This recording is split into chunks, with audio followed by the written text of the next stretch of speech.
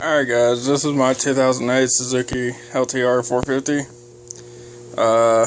Got it hooked up to the battery charger. I got it rolled up, it rolled over on me, and that's when problems started beginning. I checked the sensors, spark plug and all that, but it'll only work when it's pull started, and that's about it. Other than that, it just sits here and does this.